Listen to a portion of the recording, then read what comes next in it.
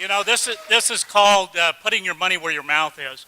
When I come and do these things and do them live, and then you don't know what you're going to get. You know, so they asked me to do the brain maps on some people that were having the bars done, and it's like, okay, that's good. You know, I'm open. I'm always pushing the envelope. I'm on the front of the curve that's on the front of the curve. We have to look back to see where the cutting edge is. All I can tell you is when I saw the results, my jaw dropped. I was so astounded. And you got to remember, I've been doing this for 16 years. I have seen brains of every kind and all different kinds of conditions. This is the very first time that I've ever seen a brain do what we are about to show you. I mean, I was blown away. It takes a lot to blow me away. This blew me away. So why don't you tell them? Okay, so we didn't mention yesterday that one of the things we do is called bars, and it's 32 points on the head that are designed basically to delete file on your computer bank so that you can create a change in any way you want. So everything, you know, the bars are a soft touch. You put on particular points of the head. These release the thoughts, feelings, emotions, considerations, and attitudes you've stored in any lifetime. And the end result is, you know, worst case scenario, your whole life changes. Best case scenario, you feel like you had a great massage. So. We have several different databases, ways that we can look at this information, and that adds a level of credibility and reliability. And so I'm going to show you all the different ways that we measure this. So we take an EEG, we put the cap on their head, and we measured all 19 electrodes. We did eyes closed, brain on task. Then they did the bars, and then we did it again right immediately after. Put the cap back on their head, measured eyes closed, brain on task. And I'm going to show you what happened. This is a normal brain map. And so this one is before. This was, and you can see the red area that's lit up. That's the area that we identify as PZ. And it's showing that it's, you know, roughly 3 standard deviations above what would be considered normal. So they did, I think it was an hour and a half of running the bars.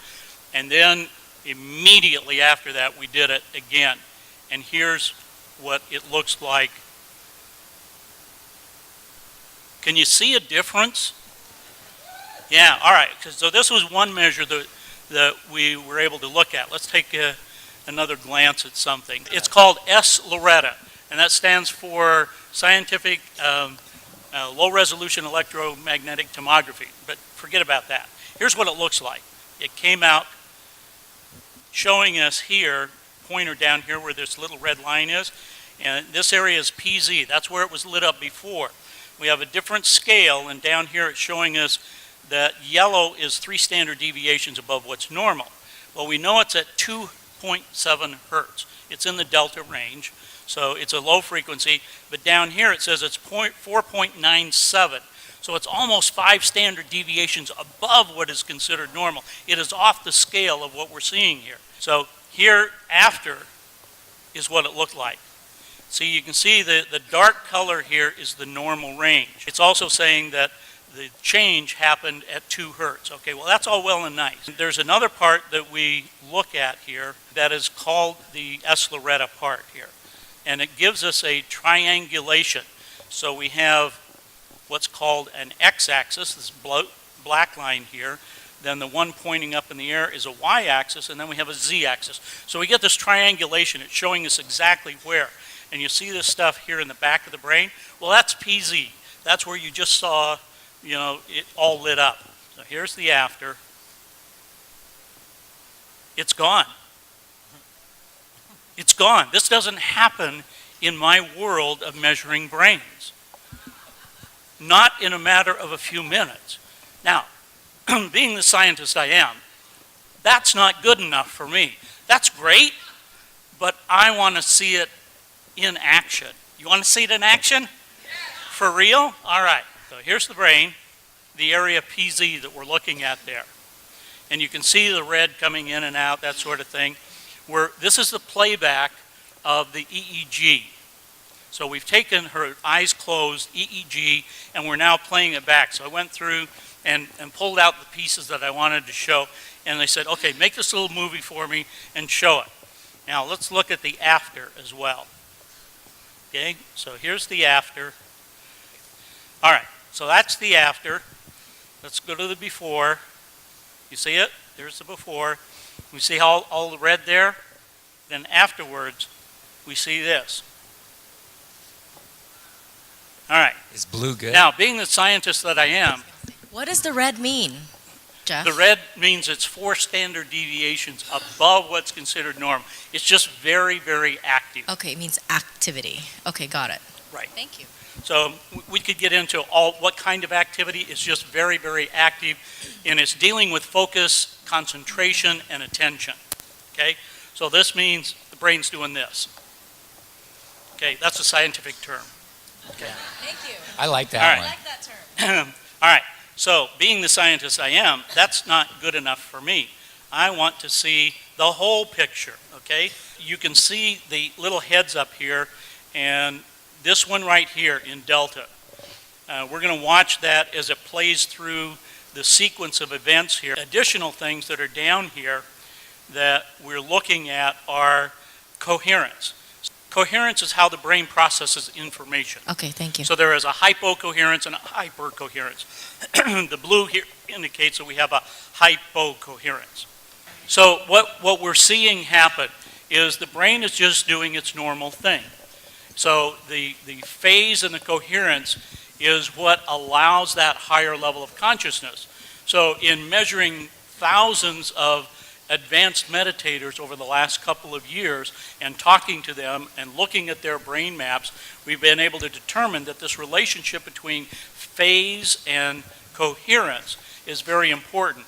We've also done some things with heart math where we've had people wear this heart device for 24 hours, and we would map them during the brain when they were doing meditations. And they would be meditating for 2 hours at a time in a room like this. So we would have 450 people, and we're measuring some of these people and looking at the relationship. And when people had these profound experiences, when they were able to have kundalini energy, and we've mapped these things, we have validation of them, that the phase and the coherence become very important, and we would see an alignment of the phase and the coherence in what I just showed you, and the heart coherence. So when there is complete heart coherence and brain coherence, then people start to have these magical experiences and start to have energy lining up. And this is about, so when you talk about aligning the energy in the chakras and coalescing that energy, this is what we've been looking at.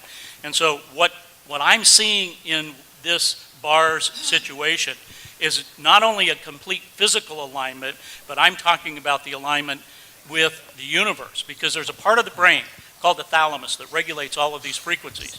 And the thalamus, at the top of the thalamus, is a thing called the thalamic gate.